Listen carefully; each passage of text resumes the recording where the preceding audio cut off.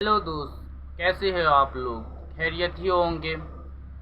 तो इजराइल और फिलिस्तीन का विवाद में खान सर का वीडियो ज़रूर देखें।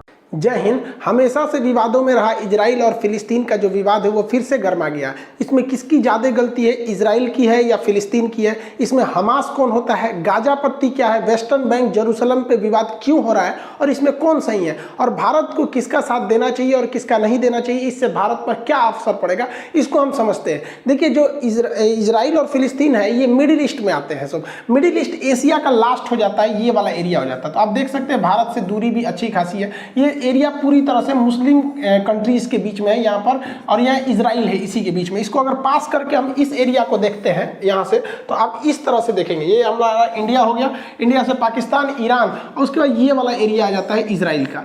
इजराइल इसी में है आपका फिलिस्तीन। हालांकि पहले ये फिलिस्तीन था, उसको उसके ऊपर इजराइल को बसाया गया।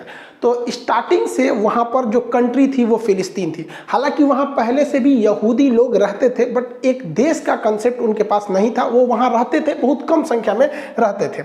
अब देखिए, ये सारे खेल के पीछे ये इंग्लैंड वाले हैं। सब ये ससुरे क्या बोलेंगे सब किसी को नहीं पता है, और हम लोग से बेहतर इनको कौन जानता है। हम लोगों के ऊपर इन्होंने 200 साल तक शासन किया है। जलियांवाला बाग से हत्याकांड से लेकर, चाहे वो फांसी देना हुआ भगत सिंह को, चाहे वो सेलुलर जेल हुआ, हम लोग इनकी पूरी तरह रहन से वाकिफ है। द्वितीय विश्व युद्ध चालू हुआ तो इन लोगों ने कुछ ऐसे सरदर्द दे गए हैं जो दुनिया में कभी खत्म नहीं होंगे। मिडिल ईस्ट में क्या किया इन लोग ने, जहां पहले फिलिस्तीन था, फिलिस्तीन को बांट दिया। कहा कि भैया इजराइल भी रहेगा और फिलिस्तीन भी रहेगा। दो देश यहाँ बना दिया, इजराइल और फिलिस्तीन। कहाँ बैठे बैठे इन लोगों ने, लंदन में बैठ गए। कोई चीज अच्छी आ रही है, तेरे बारे में बोल रहे हैं, सुनो ध्यान से। ये दो भाग में यहाँ बांट दिया, और हमेशा से ये लड़ाई होती है। और ये लड़ाई किस तरह से, आप अपने पे समझिए। हमारा अखंड भारत देश था, 1900 इनको बांटा 1948 में यहाँ पर, और हम लोग को ठीक 1 साल पहले बांटे थे, सब 1947 में।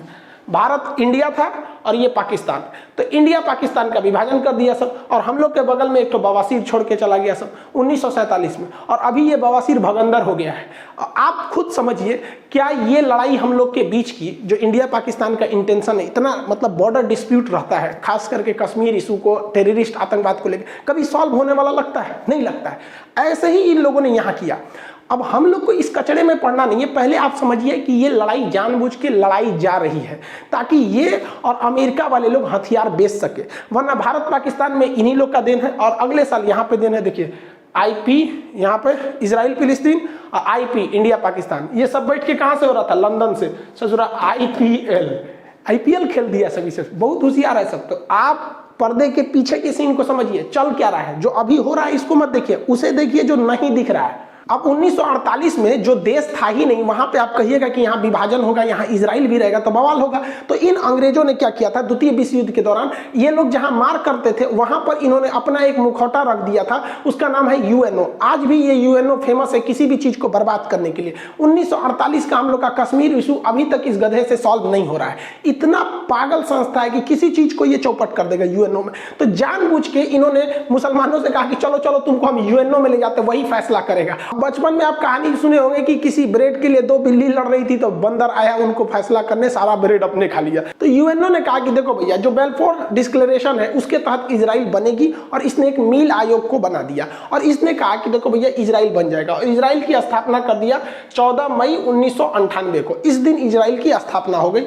जो फिलिस्तीन पूरा फिलिस्तीनियों का था, जो मतलब वहां मुस्लिम लोग रहते थे, उसको इन्होंने डिवाइड कर दिया 1948 में। और क्या कर दिया, 48% दिया फिलिस्तीन को, 48% फिलिस्तीन को दिया, 44% इजराइल को दिया। यहां पर देखिए, जबकि इजराइल का यहाँ पे उस समय तक नहीं था। यहाँ पे उसके बाद क्या किया, जेरूसलम जो राजधानी थी उसको कहा कि देखो, ना ये फिलिस्तीन की राजधानी रहेगी, ना ये इजराइल की राजधानी रहेगी, ये यूएनओ के कंट्रोल में रहेगा। 8% का एरिया यूएनओ के कंट्रोल में। जैसे ये बात हुआ, अरब देशों ने कहा कि हम ये होने नहीं देंगे। फिलिस्तीन ने कहा कि ऐसा कभी नहीं हो सकता है, मार होगा। ससुरा स्टार्टिंग स्थापना हुआ, युद्ध चालू हो गया। वो तो भारत भी झेल चुका है। 1947 में आजाद हुए, मार हो गया। पहली लड़ाई 1947-48 की थी हम लोग की, वही इसके साथ हुआ। इजराइल ने इन लोग को पकड़ के धो दिया। 6 देश आए थे लोग मारने, सबको पकड़ के धो दिया। रीजन क्या है कि ये लोग जो अरब देश के मुस्लिम कंट्री थे, ये जंग लड़ रहे थे, जंग को जीतने के लिए, जबकि इजराइल के यहूदी लोग जंग लड़ रहे थे अपना अस्तित्व बचाने के लिए। उन्हें पता था कि अगर ये युद्ध हारेंगे तो हम ये युद्ध नहीं हारेंगे, ये पृथ्वी हार जाएंगे, फिर हमें कोई पूछने वाला नहीं है, इसलिए वो युद्ध को जीत गए। अब यहाँ पर यूएनओ को क्या मतलब बना कि जेरूशलम पर अपना कब्जा रखने का? तो इसके लिए कारण है जेरूशलम 3 धर्मों का पवित्र स्थल है। जैसे ये देखिए, ये जो इजराइल है अभी नक्शा, तो इसमें जो ग्रीन वाला एरिया दिख रहा है ये दिया गया था फिलिस्तीन को, जो व्हाइट वाला एरिया दिख रहा है वो इजराइल के पास, और जो रेड दिख रहा है वो जेरूशलम है। जेरूशलम को जूम करके देखेंगे तो इस तरह का नक्शा आता है। यहाँ 3 पवित्र धर्म रहते हैं। ईसाइयों का मान्यता है कि उनके जो ईसा मसीह का जन्म बैतलहम में हुआ था वो बैतलहम जगह जेरूशलम में है। यहूदी जो अभी वर्तमान में इजराइल में रहते हैं उनका कहना है कि उनके सारे लोग यहीं से सुने, उनका मूल स्थान यही है। और मुसलमानों की तीसरी सबसे पवित्र स्थल अल-अक्सा मस्जिद यही है। यानी ये 3 धर्मों का पवित्र स्थल है जेरूशलम, इसे होली लैंड कहते हैं। बात समझिए, यहाँ जो लड़ाई है वो मेन लड़ाई है हमारी जमीन की तुम्हारी जमीन। तो पहले तो यहाँ 100% फिलिस्तीन था। ये जो ग्रीन वाला एरिया देख रहे हैं 48 से पहले, 1948 से पहले ये 100% फिलिस्तीन था।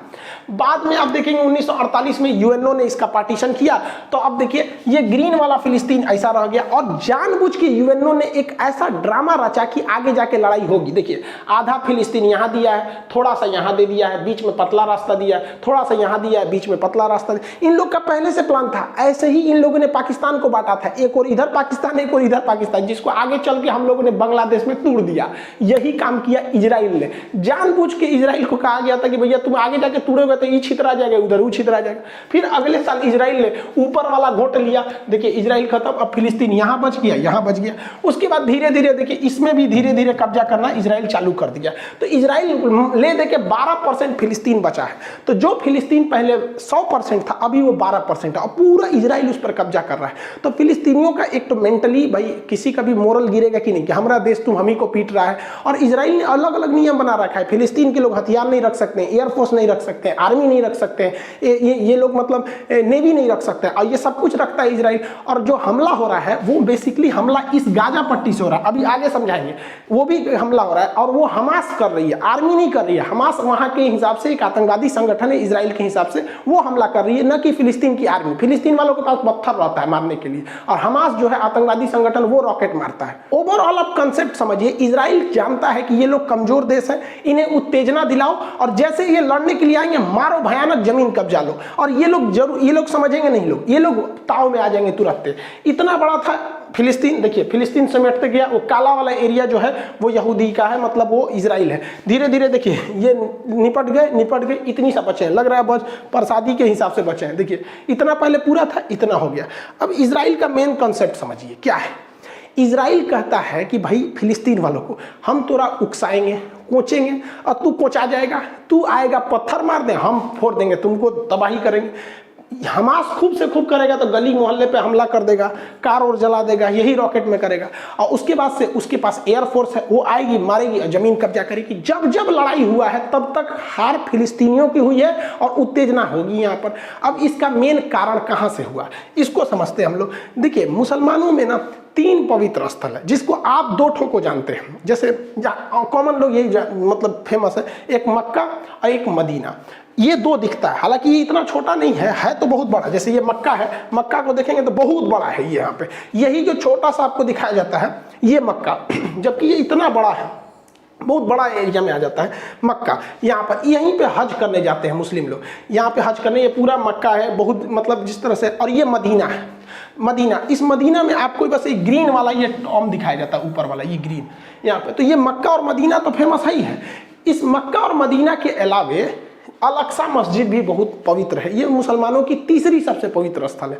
तो मक्का तो यहाँ हो गया, यहाँ पे, मदीना यहाँ हो गया। तो मक्का और मदीना जो है वो सऊदी अरब में हो गया, लेकिन अल-अक्सा मस्जिद जो है वो जेरूशलम में है। अब विवाद समझिए, जेरूशलम ना फिलिस्तीन का है और जेरूशलम ना ही इजराइल का है। और जेरूशलम पर अधिकार यूएनओ का है, लेकिन यूएन कठपुतली बना रहता है और इजराइल उस पर कब्जा करते हुए आगे बढ़ते रहता है। इसी यहीं पे से विवाद स्टार्ट हुआ है। लेकिन ऐसा थोड़ी होगा कि डायरेक्ट विवाद स्टार्ट हो जाएगा। कोई मंदिर में पूजा करने जाए या मस्जिद में जाए, गिरजाघर में जाए और कहे कि चलो आज बवाल करते हैं, कुछ ना कुछ पहले से मैटर होगा, वहाँ लोग इकट्ठा हुए होंगे और अचानक चालू होंगे।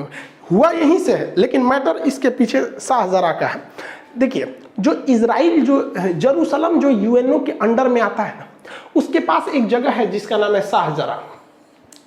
सुप्रीम कोर्ट इजराइल की शाहजरा ने कहा कि यहाँ पे जो फिलिस्तीनी रहते हैं इनको खाली करवा दीजिए, क्योंकि यह जो जगह है वो यहूदियों का है। अब इसकी हिस्ट्री देखिए, शाहजरा को आज से लगभग 150 साल पहले यहूदियों को जब इंग्लैंड ने कहा कि हम आपको यहाँ बसाएंगे, तो वो लोग ज़मीन खरीदना चालू किए थे। वो लोग ज़मीन खरीदना चालू किए और बहुत महंगे दाम पर उन लोगों ने ज़मीन को खरीदा था इन अरब वालों से। आज जो ये अरब वाले चिल्ला रहे हैं ना, ये बहुत ज़्यादा पैसे लेकर फिलिस्तीनियों से, उनसे यहूदियों से ज़मीन बेचा था। और वो ज़मीन बेचते ये लोग खरीदे थे इस ज़मीन को, इनके पास प्रॉपर पेपर है और इन लोगों ने ही बेचा था।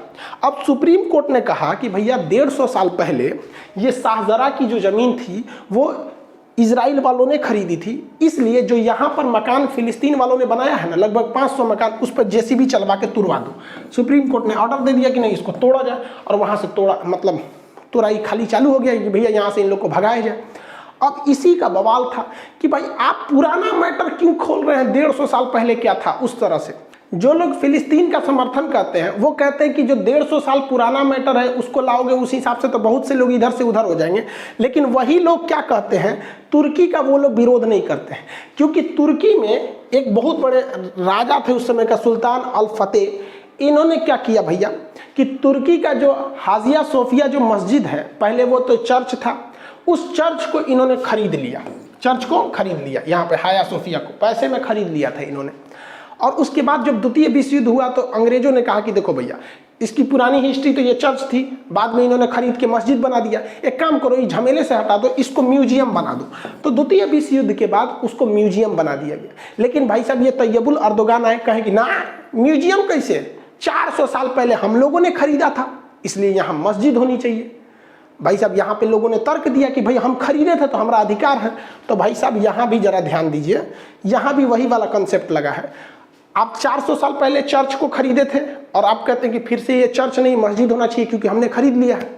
तो इजराइल भी यही कर रहा है कि भैया 100 साल पहले हम लोगों ने इसको हायर रेट पे देके तुम अरब वालों से ही खरीदा था, इन्हीं लोगों से खरीदा था, ये लोग बेच बेच के पैसा में कमा लिए थे, तो कहता है कि वापस दो यहाँ पे। तो ये कन्फ्लिक्ट का मेन मैटर था शाहजरा। शाहजरा से ही थोड़ी सी दूरी पर है अल अक्सा मस्जिद। फ्राइडे की नमाज पढ़ने रमजान में लोग जब वहाँ इकट्ठा हुए थे तो वहाँ पर इन लोग को पता था, इजरायली खुफिया एजेंसी को, कि शाहजरा को जब खाली कराया जा रहा है तो वहाँ पे कुछ विवाद होगा। तो इन लोगों ने सिक्योरिटी को वहाँ पे अपने सिक्योरिटी गार्ड्स को लगा दिए थे और इनमें तू मैं हुई, बगझग हुआ। अब यहाँ से भी पत्थर चले, उधर से भी चला और इसमें भीषण रूप ले लिया यहाँ पर। और सिक्योरिटी वाले लोग ऐसे ही मस्जिद के अंदर घुस गए जिसका पूरी दुनिया में विरोध होने लगा। अब वहाँ पर कुछ लोग जो थे वो पत्थर था, ये सबके पास पत्थरे रहता है, दूसरा तो कुछ रहता नहीं। आई लोग भाई पूरा बुलेट प्रूफ बन के तैयार से गया था, ये मार दिया, ग्रेनेड बम विस्फोट धड़ाम धड़ाम उड़ गया। आप लोगों ने वीडियोज वगैरह तो बहुत देखे होंगे। अब यहाँ पर बहुत दहशत फैल गया यहाँ पर इस एरिया में। अब कभी भी इजराइल ही भारी पड़ेगा।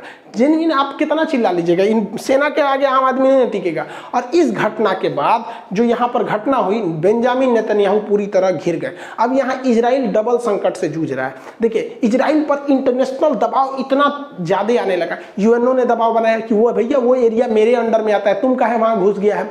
भारत ने भी इवन की न्यूट्रल रहते हुए कहा कि इजराइल को यथास्थिति बना के रखनी चाहिए। अब पूरी तरह से इंटरनेशनल बवाल वहां हो गया।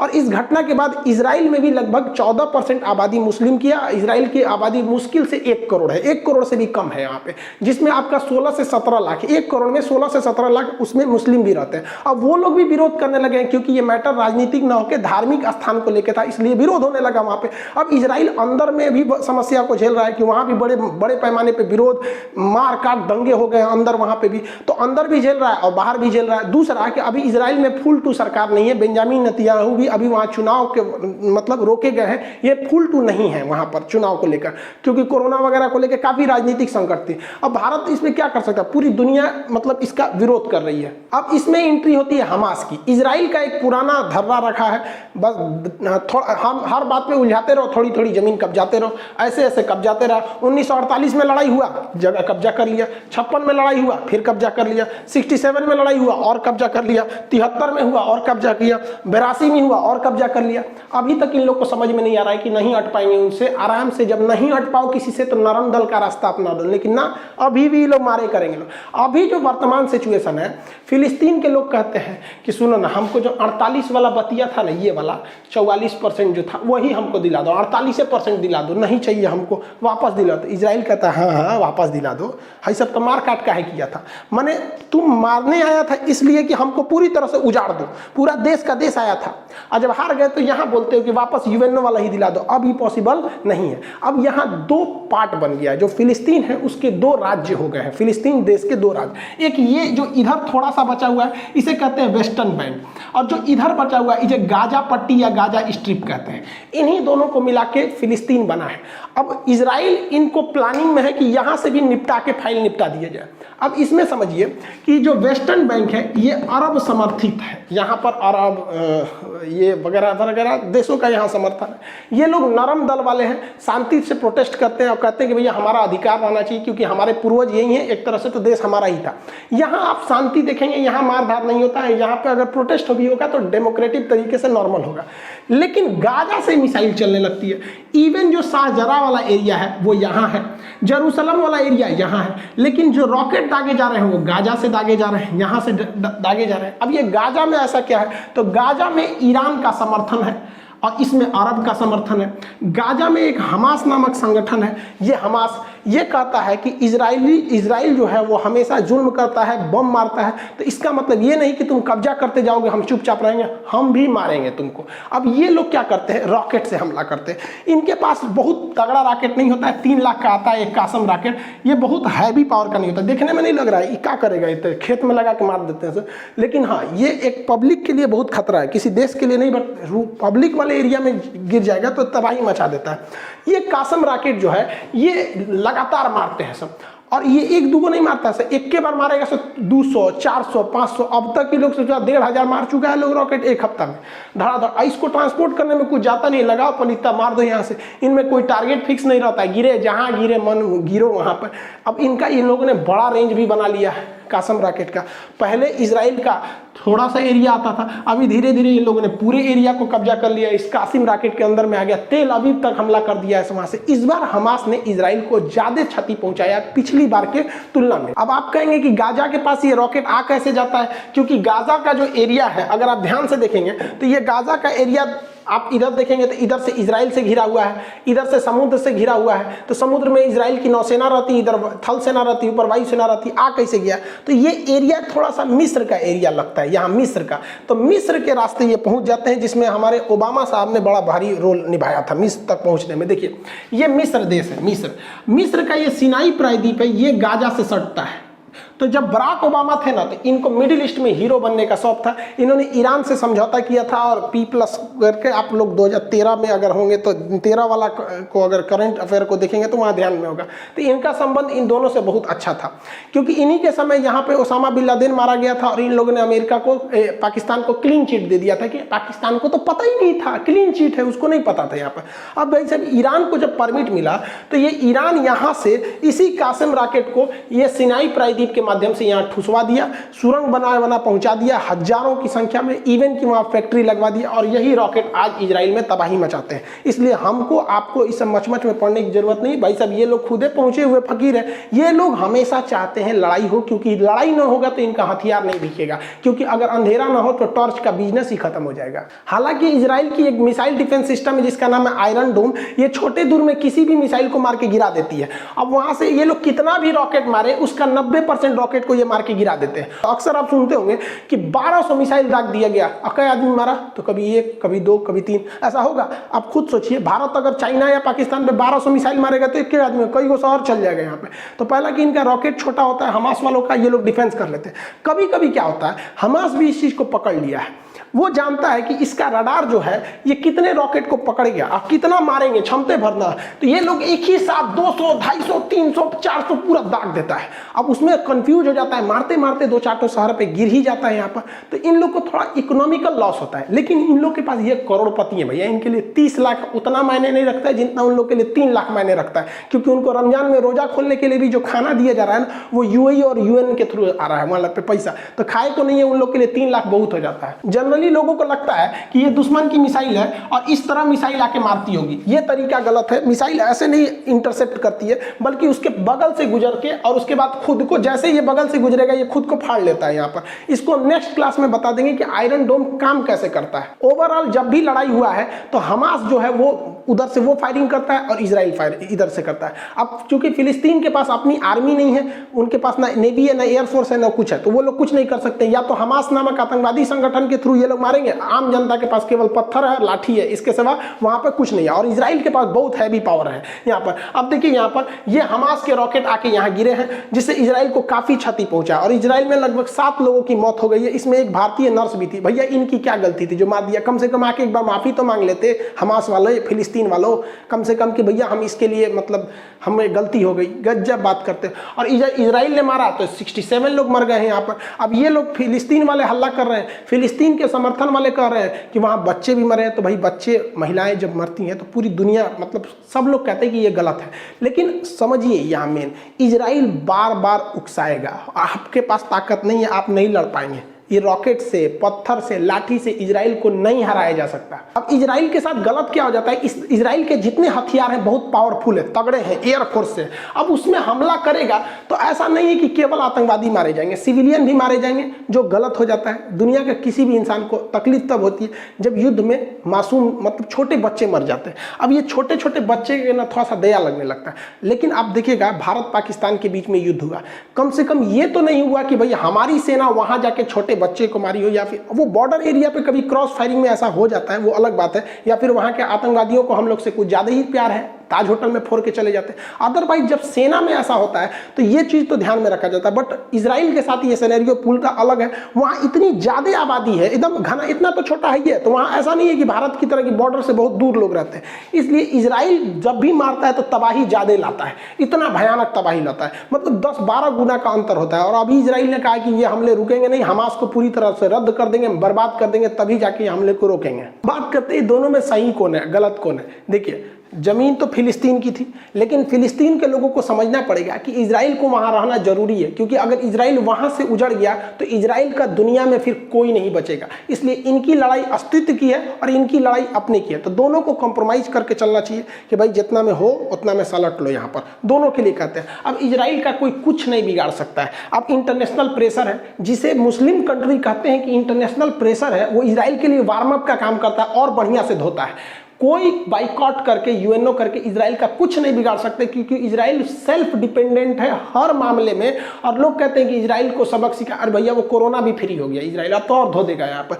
दूसरा, यूएई और बहरीन इजराइल को थोड़ा मान्यता दे रहे थे, अब थोड़ा सा उन लोग पे डिपेंड आएगा, क्योंकि ये इजराइल के फेवर में जा रहे थे, अब थोड़ा सा हट जाएंगे। यूएनओ कुछ नहीं कर सकता है, और पता है इजराइल को कि ये कितना भी जुल्म कर ले, कितना भी मार दे, ये कुछ नहीं कर सकते, क्योंकि यूएनओ में जाएंगे तो अमेरिका, ब्रिटेन, फ्रांस सब तो इजराइल का साथ देंगे। वो लोग तुरंत वीटो कर देंगे और इजराइल पर कोई भी प्रतिबंध नहीं लग पाएगा। अब यहाँ पर अभी भी वर्तमान में इजराइल में कोई लीडर नहीं है, इस वजह से यहाँ पर थोड़ा सा चुनाव का मैटर है, तो थोड़ा सा क्राइसिस देखी जा रही है। अब यहाँ देखिए, लोग कहते हैं कि इजराइल को ज़्यादा बड़े हथियार नहीं प्रयोग करने चाहिए। ये बात हकीकत है कि इजराइल जो है वो हथियार को मजबूरी में प्रयोग कर रहा है, क्योंकि जिस दिन इजराइल हथियार छोड़ देगा, ये बात गारंटी है कि इजराइल और फिलिस्तीन में हिंसा रुक जाएगी, लेकिन उस समय इजराइल भी खत्म हो जाएगा। No weapon, no violence and no Israel, क्योंकि ये मार डालेंगे सब अरब देश वाले उसको मिलके। तो इसलिए उसको हथियार उठाना मजबूरी बनता है। और कितना अरब देश वाले इजराइल से नफरत करते हैं, बस इस बात पे सोचिए कि पाकिस्तान अपने पासपोर्ट पे लिखा है कि इजराइल नहीं जा सकते, क्योंकि वो इजराइल को देश ही नहीं मानता है। भाई साहब, आप किसी को कंप्रोमाइज करने में क्या जाता है कि भैया हम अभी वर्तमान में जहां हैं हमको वहां रहने दो, 12% पे है तो रहने दो, नहीं तो 12 नहीं छोड़ेगा वहां पर। तो इजराइल का कोई कुछ नहीं बिगाड़ सकता है यहाँ पर। अब रही बात फिलिस्तीन की, तो इनके पास हथियार के नाम पे क्या है? पत्थर है, लाठी है, इसके सिवा तो इनके पास ऑफिशियली कुछ नहीं है। जो है वो हमास नामक आतंकवादी संगठन को है, जो खुल के कोई हथियार भी नहीं खरीद सकता है, छुपके से ओबामा साहब की मदद से वो इजराइल तक पहुंचाया जा रहा है। तो भैया जो अमेरिका कहता है कि इजराइल के साथ है, वही से पूरा रास्ता दे रहा है हमास को हथियार ले जाने का, तो हम लोग काहे लिए मच मच में पड़ने वाले हैं। दूसरा, इजराइल हमेशा उत्तेजित करता है। यासर अराफात थे, इनको तो फिर पोलोनियम देके मरवाइए दिया वहां पे फिलिस्तीन। ये हमेशा उत्तेजित करेगा और ये उत्तेजना में मारे जाएंगे, और अब तक मारे जा रहे हैं, इनका कोई नहीं है। ये बात हकीकत है कि वर्तमान में जो इजराइल है वो फिलिस्तीनियों पर जुल्म कर रहा है। जो बात है, क्योंकि मार भाई हथियार उसके पास है। लेकिन दुनिया में अगर सबसे ज़्यादा कहीं जुल्म हुआ है तो वो यहूदियों पर हुआ है। सेकेंड वर्ल्ड वार में उन्हें कमरा में बंद करके लॉक करके अंदर जहरीली गैस डाल दी जाती, जानवर से बुरा वक्त सलूक हुआ था।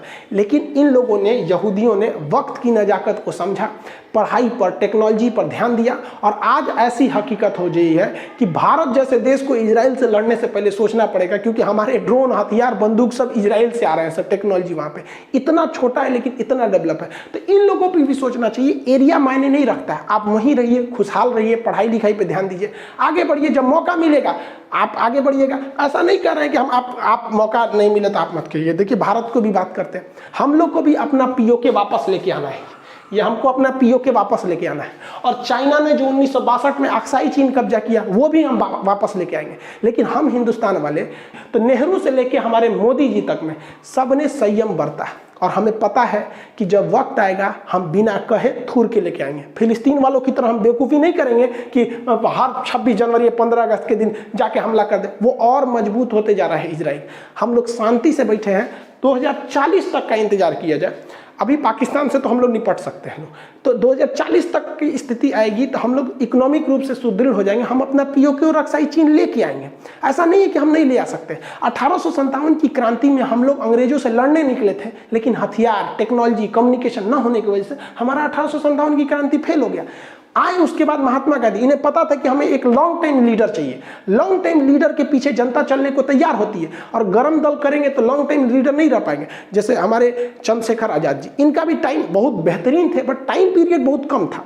भगत सिंह, ये भी बहुत बेहतरीन, बट टाइम पीरियड कम रह गया। तो गांधी जी को पता था कि भैया हमको लॉन्ग टाइम तक एक लीडर चाहिए, इसलिए नरम दल वाला अपना है। और जब लास्ट मोमेंट आया, यही गांधी जी है ना, करो या मरो बोलने वाले, यही है ना, भारत छोड़ो आंदोलन चलाने वाले, अंग्रेजों भारत छोड़ो। सबसे ज्यादा हिंसा गांधी जी की अगर किसी आंदोलन में हुआ था तो भारत छोड़ो आंदोलन में, और भी पहले दिन गिरफ्तार हो गए।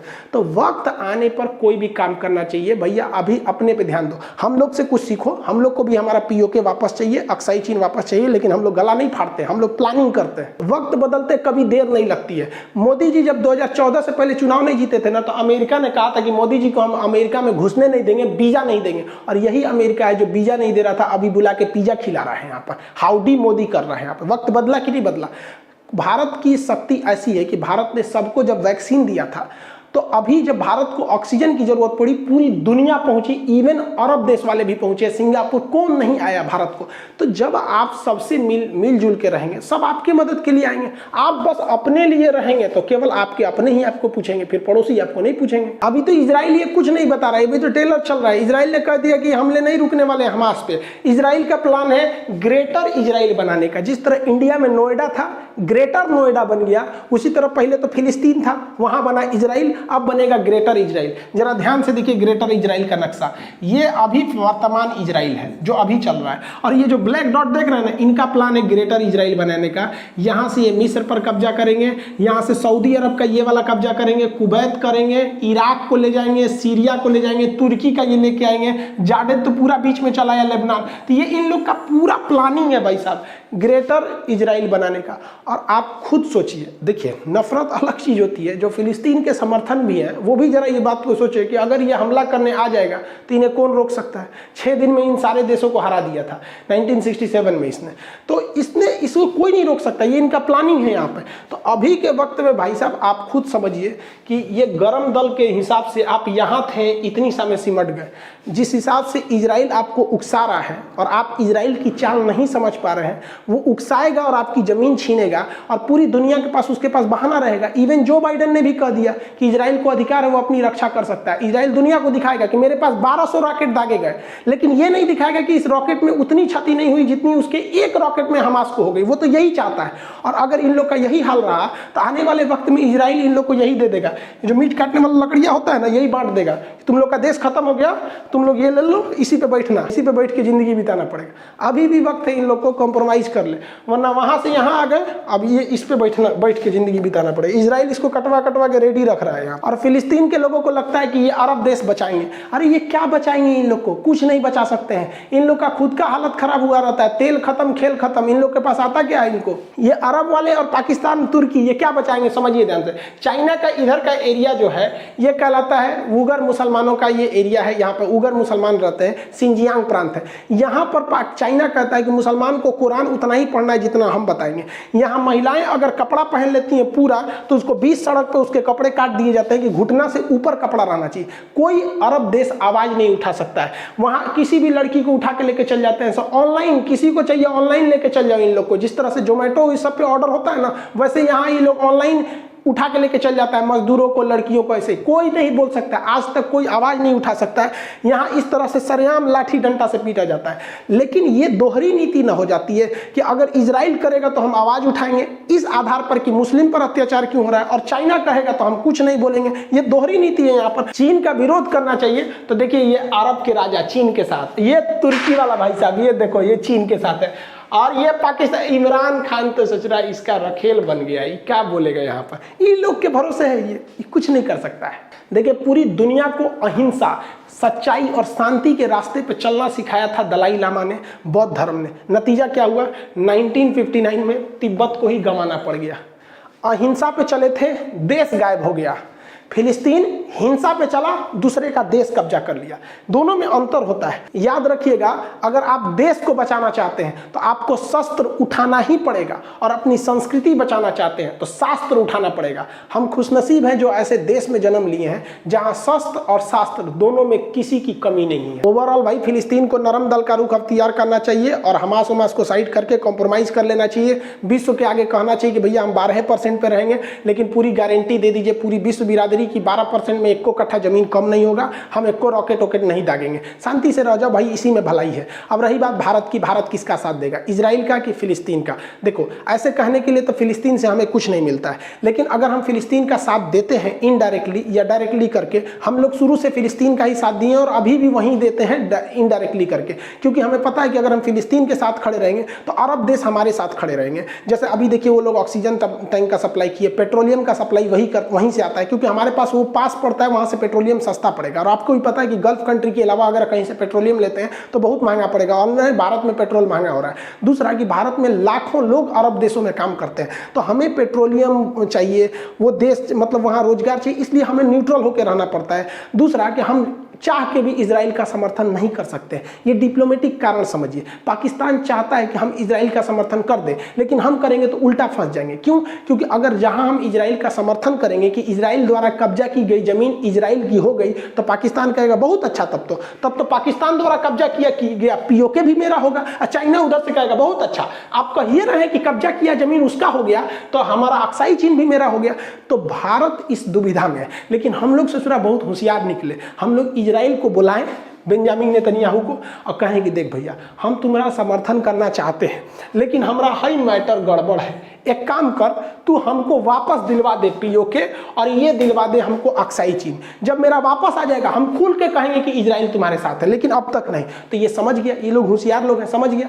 तो भारत को हथियार देते हैं। इवन करगिल की लड़ाई में सेंसर बम इजराइल ने ही दिया था। तो आप समझ गए कि अभी हम चाह के भी इजराइल को समर्थन नहीं देंगे, वरना अगर समर्थन दिए तो यूएनओ में हमारा कश्मीर का मैटर अटका, हम अपने पैर पे कुल्हाड़ी मार लेंगे।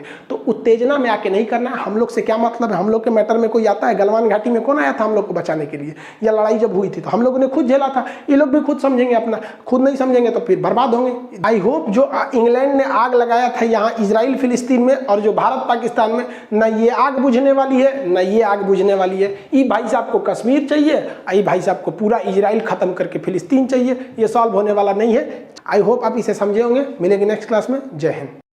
खान सर के लिए लाइक एंड सब्सक्राइब कर दीजिए।